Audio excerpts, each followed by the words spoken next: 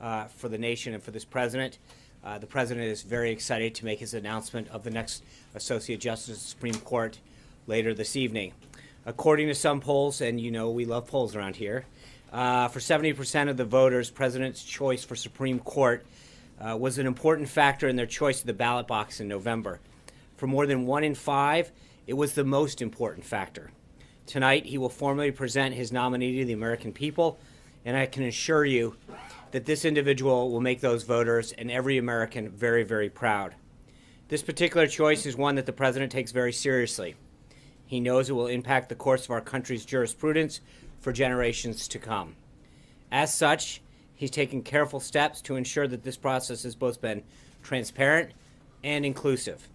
He has been speaking about the list of individuals that he may nominate since May of this year, and after consulting with several influential groups, released a definitive list of 21 in September, pledging that his nominee will solely come from that list. He sought the advice and consent of both Republicans and Democrats senators throughout this process. The president recognizes the gravity of his choice to fill the seat left by Justice Scalia, one of the most steadfast protectors of our liberty and devotees of our Constitution that ever graced the bench. Whomever the president selects will be a worthy successor to the brilliant legal mind and constitutional dedication of Justice Scalia. It's our intention to start promptly tonight in the East Room at 8:02 p.m. Preset will begin at 6:30. The East Room will be available for live shots approximately 20 minutes following the announcements, and both the briefing room and Pebble Beach outside have extended hours tonight to accommodate any additional journalistic needs. We'll have further guidance on tonight's plans as the day evolves. Moving to the news of the day, I know that Secretary Kelly, alongside other DHS officials, just recently concluded a briefing on the operational implementation of the President's executive order. I think it's pretty clear from the Secretary's press conference that this executive order was enacted with the proper preparation and coordination between the White House and DHS, and that implementation will continue and proceed as planned. We also have a few updates on the leadership of some of our most critical government agencies. Last night, as you know, the President relieved Sally Yates of her duties as Acting Attorney General and named Dana Buente as the U.S. Attorney for the Eastern District of Virginia to serve as the Acting Attorney General until Democratic senators finally quit their obstruction and confirmed the unquestionably qualified Senator Jeff Sessions as our next Attorney General. Ms. Yates failed to enforce a legal order approved by the Department of Justice's Office of Legal Counsel and designed to protect the citizens of the United States. Calling for tougher vetting individuals from travelers from 7 nations is not extreme. It is reasonable and necessary to protect our country. Around 9 p.m. last night, the President signed an affidavit of nomination for Mr. Buente as one of his first official actions as in his new post as Acting Attorney General. He signed a memorandum rescinding Sally Yates' guidance regarding the President's executive order to ensure its full implementation. Last night, the President also announced the appointment of Thomas Homan as Acting Assistant Secretary of Homeland Security and Director of ICE. Mr. Homan has a long career at ICE, most recently serving as the Executive Associate Director for Enforcement and Removal Operations. Having a professional in place like this to serve as the Acting Director is critical to ensuring the efficient administration of the President's agenda. One other update from a story yesterday. I hope you all saw the statement that was put out from the Joint Chiefs of Staff, where Chairman Dunford discussed the reorganization of the National Security Council, and he made it clear that he continues to fully participate in the interagency process and provide the best possible military advice to the President and members of the NSC. I really hope that that statement closes the book on the misleading narrative, and this should hopefully be the final time that we have to address what was in the National Security Directive. The family of the President the President also had a very somber and lengthy conversation with the family of Chief Petty Officer William Ryan Owens. The President offered his sincerest condolences to Officer Owens' wife, his father, and their 3 children. Chief Owens was on his 12th deployment, from what I understand. We could never repay the debt of gratitude we owe him, the freedom that he fought for, and the sacrifice that he made, as well as the other members of his unit who were injured in this operation. Today in the Senate, 2 of the President's nominees advanced out of the committee. The Energy and Natural Resources Committee approved the nominations of both Congressman Ryan Zinke as the next Interior Secretary and the nomination of former Texas Governor Rick Perry as the next Secretary of Energy. Elaine Chao also gratefully received the approval of the full Senate to become the next Secretary of Transportation. I expect further guidance on her official swearing in to come very soon. The Senate Democrats have done everything in their power to slow the work of the Senate, while the President continues to take decisive action,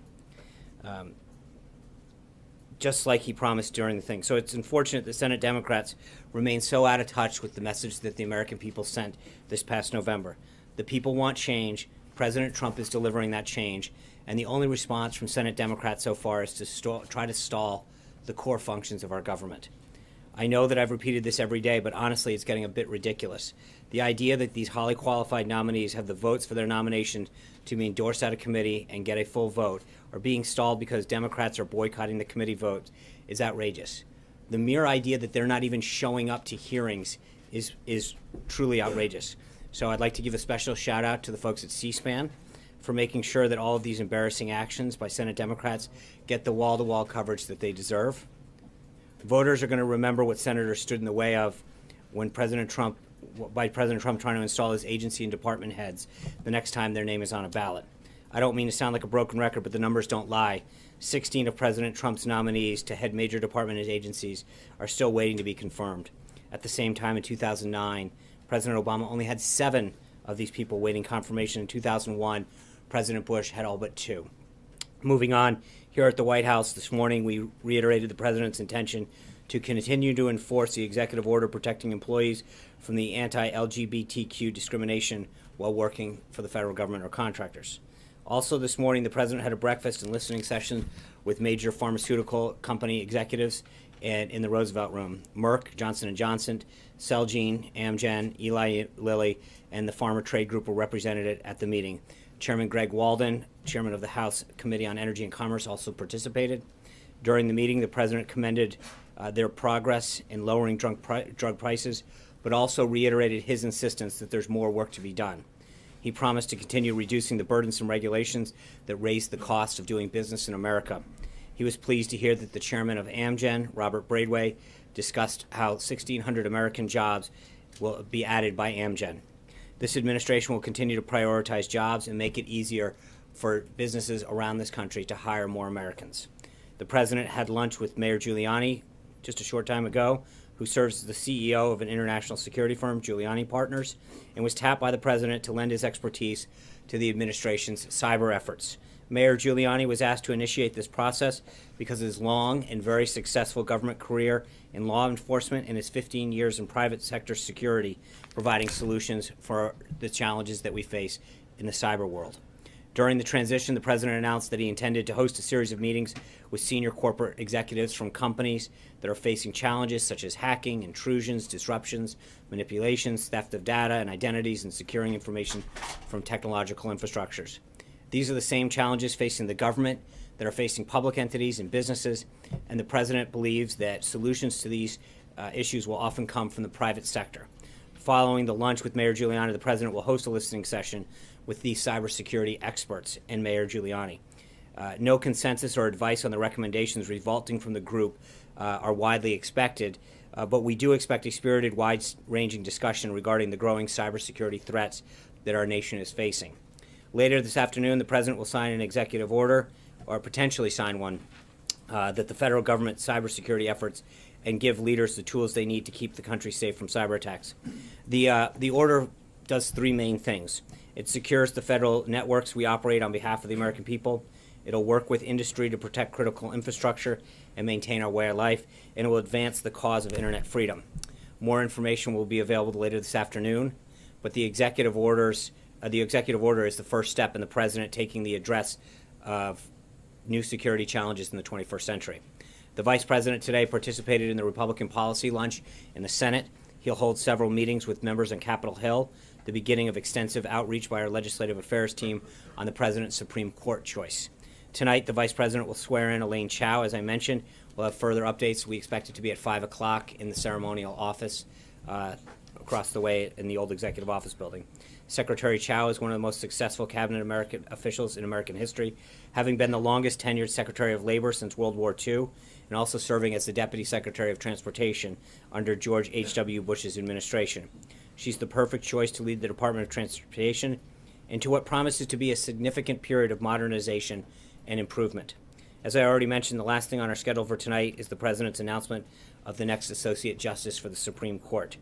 Tomorrow's the kickoff for Black History Month, and the White House is excited to host a series of events this month in recognition of it. In particular, the U.S. Post Office will hold a ceremony tomorrow celebrating the official issuance of the Dorothy Height Forever stamp. Dr. Height led the National Council of Negro Women for 4 decades and is a true pioneer in the civil rights movement.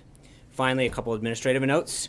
On Friday, the President will depart from this White House to the Winter White House down at Mar-a-Lago, where he'll spend the weekend and be holding meetings. Further guidance on both trips will be coming out throughout the week. And I'm excited to announce that following up on our announcement of expanding the press briefing room to Skype seats, we'll officially be launching the briefing room tomorrow. The inaugural panelists will be Natalie Herbeck from Fox 8 in Cleveland, Ohio, Lars Larson of The Lars Larson Show, Jeff Joby from Joby Publishing in South Central Kentucky, and Kimberly Kalunian from WPRI in Rhode Island. I'm not sure how she snuck in there. I look forward to virtually welcoming them to the briefing room. And with that, some questions. John Roberts. The removal last night of Ms. Yates from her position has raised questions as to how this president will deal with dissent in the ranks currently and in the future. Does he see what she said yesterday as a difference of opinion, an act of insubordination? How would he read it, and how will he act on similar things in the future? Well, there's a big difference, John, between listening and sharing ideas and executing lawful orders. It is the right of every American to express their idea and opinion, and frankly, that's what you've seen the president do today. We're talking about leaving, at the 2 o'clock hour, him sitting down with cyber experts to get their opinions and ideas how to protect our critical infrastructures. But there's a difference when she, as the acting attorney general, is not only responsible but required to execute lawful orders and defiantly says no. As someone who has chosen to lead a department, she was rightfully removed. That is a position of leadership that is given to somebody who is supposed to execute orders that are handed down to them properly, of which that executive order was 100% done. Ironically, it went through their offices, the Department of Justice Office of Legal Compliance. So the idea that it went through the entire process of which they were part of, and then she chooses not to execute it, actually is bewildering as well as defiant. So is the president, Right. so sir, can I just follow up on that? So is the president laying down a marker now to all of his cabinet secretaries and all of his other officials to say, if I give you a directive and you do not follow it, you're gone? Well, I think that kind of comes with the job, right? If you don't believe in the president's agenda, and I think every one of the cabinet members, every one of the appointees understands that they serve at the pleasure of the president. We talked about this at length during the transition. This isn't about joining the government to execute your ideas or your initiatives. The president was very clear during the campaign, whether it's economic security or national security, that he has an agenda that he articulated very, very clearly to the American people. And that, hold on, thank you. And that it is his job to lay that vision out, and that the people that he appoints and nominates and announces as staff members or cabinet level members or agency heads, their job is to fulfill that. And if they don't like it, then they shouldn't take the job. But it is the president's agenda that we are fulfilling here. Trey. Thanks, Sean. As it relates to the executive order today, how will the Trump administration ensure the digital privacy of all Americans as the president looks to strengthen U.S. cybersecurity? Well, look, just to be clear on the executive order, I think one of the things that the reason the president wants Mayor Giuliani and some of these cyber experts to come in is to get their ideas, to make sure that where we're headed in cybersecurity is fulfilling the intent that ensures that our critical infrastructures throughout the government and frankly throughout business, to the extent that the government can be helpful in that, are protected and secured. So I just want to caution what we may or may not do today. I think the president's got a pretty good idea where he's going to go, but I think he wants to hear what Mayor Giuliani and some of these other experts have to say about the steps that we can take in terms of executive action that will help secure further these critical infrastructures. April. Sean, I have a couple of questions. I want to go back to the issue of this travel ban. Well, first of all, it's not a travel ban. I think you heard Secretary Kelly, and I apologize. I just want to make sure I get this straight. I think Secretary Kelly or one of the other individuals that got up there from DHS mentioned, I think 1 million people have now come into this country. That's not a ban. What it is to make sure that the people who are coming in are vetted properly from 7 countries that were identified by the Obama administration. A ban would mean people can't get in. We've clearly seen hundreds of thousands of people come into our country from other countries. Sorry. Okay. But mind you, I have 2 questions. I know, of course. So with all of this happening, and as you're trying to give specifics about what's happening, what is the concern about the fallout from other countries who are viewing this still in a certain way? Have you looked at the fallout and how to counter it and how to work with these other countries that may be allies or even may not be allies in order to prevent something from happening? Well, I think, April, one of the things that we're doing is trying to make sure that people understand what actually happened. You know, I saw reporting today that Secretary Kelly was out of the loop and he was on a plane and flying, and then it was it was reported on one of the networks and major institutions about what happened. Secretary Kelly comes out and says, I was briefed on this time, I was talked on this time, the edits came from my staff. I don't know how, I don't want to spend each of these briefings talking about misinformation, but at the end of the day, a major newspaper and a major network reported today that they were kept out of the loop. The Secretary detailed multiple occasions in which he was briefed on it. His staff made edits to it. I don't know how much more, and so I think part of what we're trying to do is make sure that people actually understand what happened, what the process was, and what the order actually does. Because when we use words like travel ban, that misrepresents what it is. It's 7 countries previously identified by the Obama administration where, frankly, we don't get the information that we need for people coming into this country. Because what this isn't about is not just the people. It's about the information that another country provides us. So we work with other countries, and we have systems in place to ensure that when you travel from our country to or from their country to our country, vice versa, that we are sharing information about passengers and citizens that are going in and out. These 7 countries in particular, we don't have the information that is necessarily required to make an accurate determination at the time of entry into our country. So we are going to make sure that because that country doesn't have maybe either the systems in place or in some cases the willingness to provide us the information necessary to ensure that the people that are coming into this country are properly vetted. This isn't about refugees, it's about travelers. And that's what this is about. And so part of what we're doing is frankly making sure that other countries understand exactly what was in the order, how it applies, what it means to visas and waivers and all this kind of stuff. But for the most part, you've seen a lot of panic and then people actually stopping, reading the order and realizing, oh, that's it? And I think that's where we've tried to make sure that people have the facts. So you're doing outreach for that? We're not just doing outreach. I think we're doing as many briefings. Secretary Kelly going out there a little while ago with the head of both ICE and CBP is trying to make sure that people understand that the process is working correctly. It's working very well, that the government is doing what it's supposed to protect its people. And that's the number one thing that we can do. Yeah. Well, wait a minute, You're right. Okay, yes. Now, the president met with the pharmaceutical heads. Yeah. When is this meeting scheduled for Congressman Elijah Cummings and President Trump? After that call, Right. President Trump made My understanding is that Congressman Cummings he was invited to this meeting. He had a scheduling conflict, and we're looking at setting it back up. But he was invited to the meeting today. He informed us he had a scheduling conflict, and we're looking to get it back on the books as soon as we can. One-on-one, not That's what necessarily. I expect at this point. It'll be one-on-one.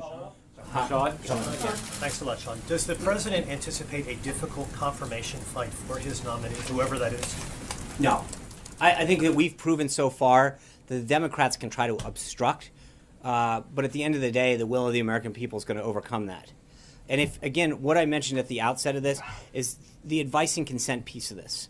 He and our team have met with senators from both sides of the aisle to make sure that we understand the qualities that they are looking for in the next Associate Justice. And I think that we've done a very, very good job of getting a nominee in place that will be announced tonight that meets the criteria that they set forth. They may not like their political or philosophical background, but I think the criteria in terms of academia background, time on the bench, the expertise and criteria meets the intent of both Republicans and Democrats. John Gizzi. Do you believe you can get 9 Democrats to support this I do. nominee? Absolutely. Because I think at the end of the day, one of the things that's been a time-honored tradition in this country is that we recognize that the confirmation process is if you're the default is that if you're qualified for the position, then you should be confirmed, not the other way around. And I think that most Democrats realize that at some point having a court that is not fully operational is not the political fight to have. Sean, let John me Gizzi. ask you the obvious follow-up question then.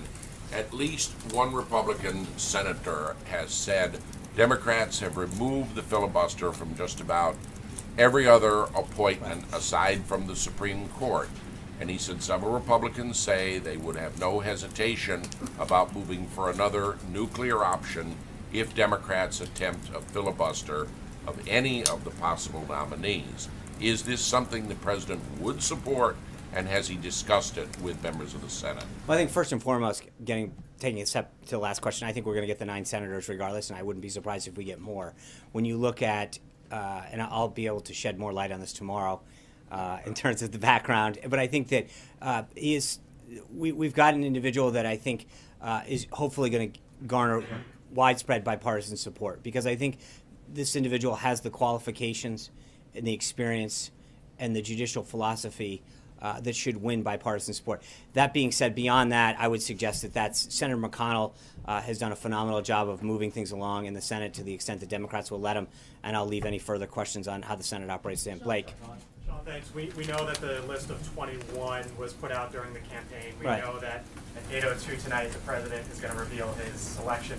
Can you kind of fill the gap in between as to how often the president might have spoken with this person, whether there were any meetings here at the White House, just any of how he got there, and in the last hours or in the last days here, really, who has he leaned on to kind of narrow this down? And then a follow-up, if you don't mind.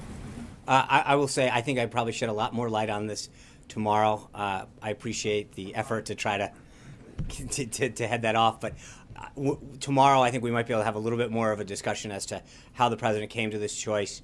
He may touch on it a little tonight. I'll leave it to him, but I appreciate that. Let me ask you then about news of the day. Prescription drug prices. Yeah. The president met with the pharma leaders earlier today. What makes him so confident that he can drive down drug prices, whereas administrations past have tried to do the same but haven't been able to? How is he going to go about it? Well, I think it's the story of his entire administration. He's a successful businessman and a top-notch negotiator. Several people tried to get the cost of planes down, the cost of the F-35 and the cost of the Air Force One, and through a couple conversations, he did it. Shaved billions off of the cost of both. Off the F-35, and significant off the next generation of Air Force One. I think he has a track record so far just during the transition, but also as a businessman, he knows how to negotiate. And I think he's going to sit down with these individuals the same way that he's getting people to understand the agenda and the regulatory and tax climate that he wants to institute that's bringing jobs home. People are making a commitment to him to bring jobs and manufacturing back based on his track record as a businessman and his word. They understand that he's going to create a climate that supports the American worker and American manufacturing. So I think, you look over and over again, the number of companies that want to come back and say, we want to be part of this agenda to grow the economy and to create jobs, or to help you fight on behalf of taxpayers, and I think you're going to continue to see that. He understands the challenges that the bureaucracy that's holding back some of the negotiating, that's allowing these prescription drug prices to drop or get the best deal for the government in cases whether it's Medicare or Medicaid, who are such large buyers of the VA, that you've got such purchasing power that's not being utilized to the full extent. Hunter Walker. Yes, thank you, Sean. The president is meeting with Mayor Giuliani today. What do you think of the mayor's claim that the executive order on those 7 countries evolved from the Muslim ban that the president proposed during the campaign? Is that accurate? I think the president has talked about extreme vetting and the need to keep America safe for a very, very long time. At the same time, he's also made very clear that this is not a Muslim ban. It's not a travel ban. It's a vetting system to keep America safe. That's it, plain and simple. And all of the facts and a reading of it clearly show that that's what it is. But Mayor Zeke. Giuliani stressed that too, but he said that it came out of the desire to have a Then Muslim you should ban. ask Mayor Giuliani. That's his opinion. I'm just telling you what the president has said and what the president has done has been to focus on making sure that we keep the country safe, and that the executive order that was drafted does just that.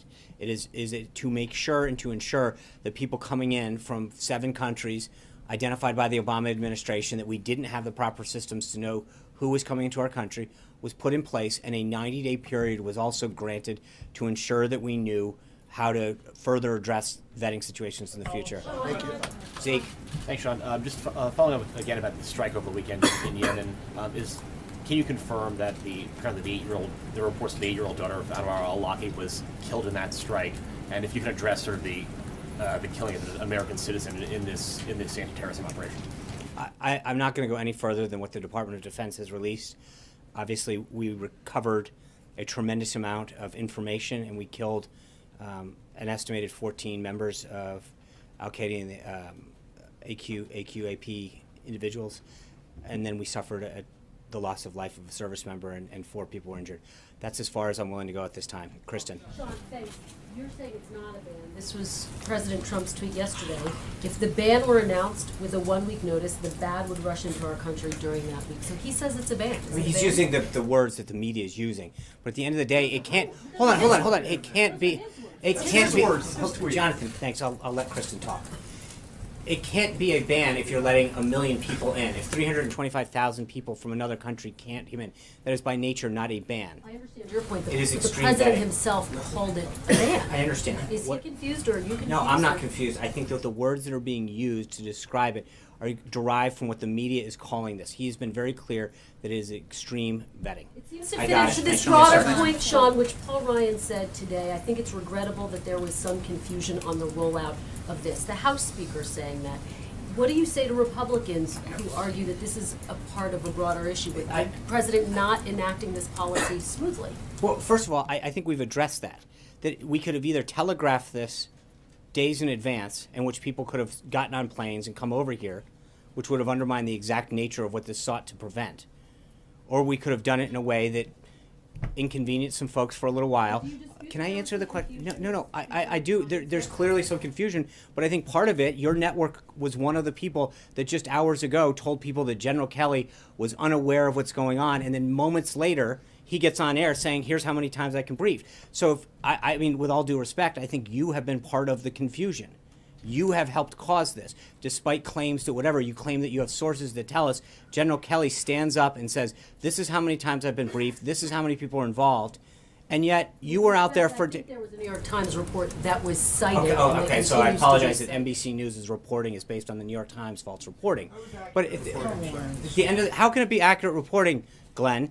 If Things can be okay, true. so It can the, be secre- true that he the saw it Secretary of twice. Homeland Security just stood up, and so you're calling him a liar? He didn't say he saw the specifics. Jonathan, I'm talking to Glenn. I'm talking liar. I'm to. saying we You had said that accurate he was the report in the New York Times said that he was unaware of the ban. Sean, let me ask you a question. Hold on, answer the question because you just called A us. couple of minutes ago, you stood at the podium and you reiterated something you said yesterday about anyone who doesn't agree in terms of the career bureaucracy should hit the road. I'm paraphrasing. You had a statement that President Trump made where he accused the acting attorney general of betraying her own department by expressing a counter opinion. Don't you think that kind of language has a chilling effect on the public statements that your officials make? No, I think there's a big difference. Think about the process that worked it here. The Department of Justice's Office of Legal Compliance vetted the executive order, sent it back to us saying it was completely compliant. Then the acting attorney general goes out and says, I'm not going to enforce it. You tell me how that jives. Because at the end of the day, if the acting attorney general has an office under her jurisdiction that says that something is legal and compliant, and then she gets out there and says, I'm not going to enforce it, that doesn't sound like an attorney general that is upholding the duty that she swore to uphold. So, can I, that at the end of the day, then she should step down. But at the end of the day, the attorney general either had a problem with her own division approving something, but it wasn't the president she had a problem with. The president followed the process, sought feedback, went through the interagency review, had other departments sign off, despite the reporting that said it was otherwise. He got, hold on, guy, Betrayal. David. That's a very hard word. Why don't we just let me answer Glenn, so we can be polite now, huh? And what the answer is that we went through the process. The Office of Legal Compliance came back and said this is a compliant executive order, it's fully legal, and it can be executed. So then for the Attorney General to turn around and say, I'm not going to uphold this lawful executive order is clearly a dereliction of duty, and she should have been removed, and she was. So that I mean, I just, it is odd to me that we're having a discussion about somebody whose job it is to execute lawful orders, who chose not to do it, hold on, who chose not to do it, and then we're questioning whether or not we were right to remove her. That's the right thing to do. And if you looked at the folks from the right and the left, constitutional scholars this morning, they said we might not agree with some of the policies or the political or the party of the president, but he was right to do this. He had every right. Why use the word betrayal? Because the department's job is to execute. I mean, they're the Department of Justice, and if you have a legally executed order, and the Attorney General says, I'm not going to execute it, that clearly is a betrayal of what she's supposed to define the word. I'm not going to betrayal. define the word, Glenn. Yeah. Sean, I think the New York Times report said that the Secretary did not receive a full briefing until the executive order was being signed. So my question is, can we expect that secretaries, agency heads, when there are future executive orders or changes of policy, may not receive full briefings? Look, the Secretary was briefed on multiple occasions with the language of the order. I don't know how you can say this any other way. About a full briefing, which is what the New York Times reported. And I'm telling you that I don't believe the New York Times reporting is accurate. That what I'm telling you is that the Secretary on multiple occasions was briefed, his senior officials were briefed, not just briefed, they were part of the drafting process. It went through, not only that, just back up, so they get consulted and briefed. It goes through the Office of Legal Compliance. Then it gets shipped out to the NSC and the Homeland Security Council. This went through a very, very extensive staffing process. So the idea that you can talk, whether or not he got fully briefed, or he was briefed multiple times, saw the language, his staff made edits, it came back multiple times. I'm not sure how much more briefing you can do. Yes. Thank you, Sean. Zoe Daniel from Australian Broadcasting. Thanks for taking the question. The Australian government made a recent deal with the Obama administration whereby the US would take refugees from Australia's offshore detention centres. Now, most of these people are from Iran, but also some are from Iraq and Somalia, among other places. Can you confirm that this deal is still on? Are those refugees exempt from what you describe as the extreme vetting, or will that deal change or be delayed as a result? So the deal specifically deals with 1,250 people that are mostly in, I think, Papua New Guinea being held. Those people, part of the deal is that they have to be vetted in the same manner that we're doing now. There will be extreme vetting applied to all of them. That is part and parcel of the deal that was made, and it was made by the Obama administration with the full backing of the United States government. The president, in accordance with that deal, to honor what had been agreed upon by the United States government, in ensuring that that vetting will take place in the same manner that we're doing it now, will go forward. Big question, looking at a bigger picture, this president, when he came in, said he was going to gather us all together, that he was going to bring us together, and the actions taken in the first 10 days seem to indicate otherwise from people in his own party. The use of the word betrayal. How is this president going to address the fact that people are looking to him to bring people together, and yet with his own words seems to be driving us apart? I think that's a very one-sided way of looking at this. I think he's brought, I think he's brought unions together, business leaders together, Republicans, Democrats, independents. I think someone who doesn't carry out an act and using that as a way that describe that he's not bringing the country together is not exactly a representation. One quick hold on. The president has done a tremendous amount through both what he has said and done, more importantly, to start to bring this country together. And his policies, frankly, are focused on keeping every American safe and getting every American a higher paying and better paying job. I think that is something that benefits all of us. I'd ask you about a shield law for journalists last week. You said you would get back with us? Hold on.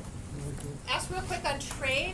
Now that notices have been given to the TPP countries, are you considering any changes in the roles of your three sort of official trade negotiators? And what area of the globe are you going to start first on negotiations? Well, there's no change in their roles. I'm not entirely sure. I think they, as announced, Lead negotiator. he is the U.S. I mean, he's got to be confirmed first, but the U.S. Trade Representative is clearly the leader of negotiating trade deals, and Wilbur Ross and Peter Navarro and Jason Greenblatt. There's a great, unbelievably robust, brilliant team that has continued to work on behalf of deals and renegotiating, looking at them. So it's a two-step process.